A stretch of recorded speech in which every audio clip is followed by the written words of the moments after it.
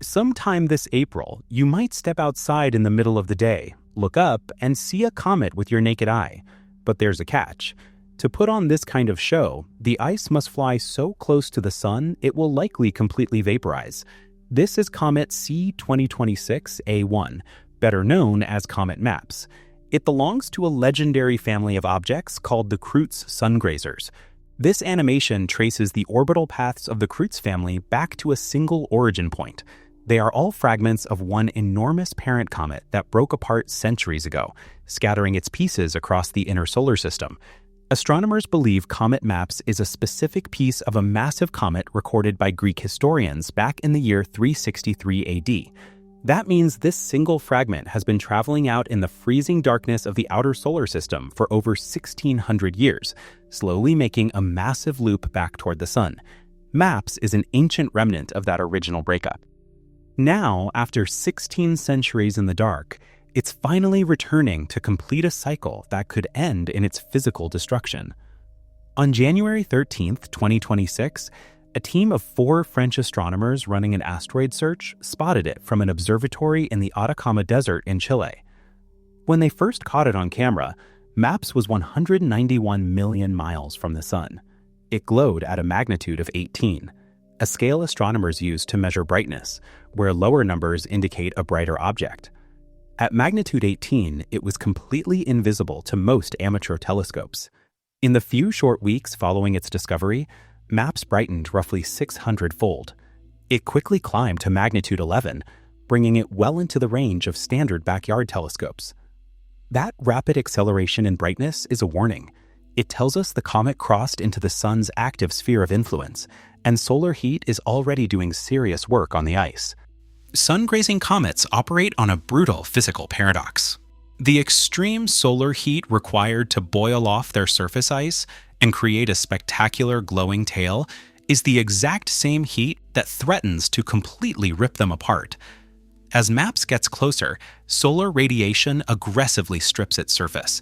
This kicks up dust and releases trapped gases, building the fuzzy halo known as a coma and eventually stretching out into the long tail we associate with comets. All of this is building toward a non-negotiable deadline, April 4th. That is the date of perihelion, the absolute closest point the comet will make in its orbit around the sun.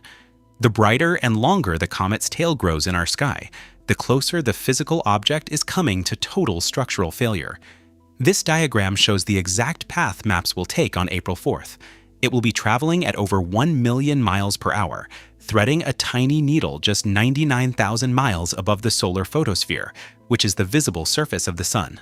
Because it's skimming so close, MAPS has to fly directly through the sun's corona.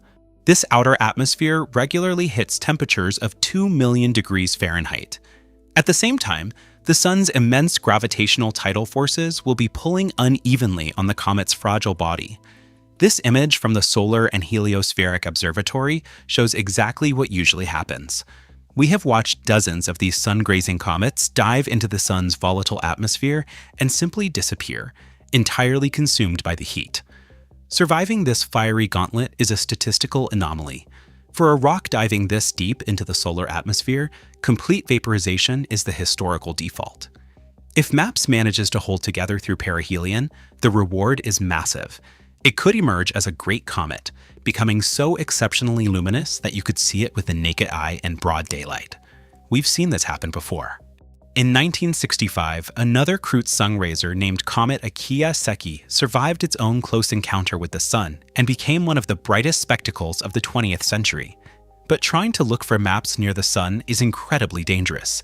The sun emits invisible infrared rays that can burn your retina and cause permanent blindness without you feeling any pain at all.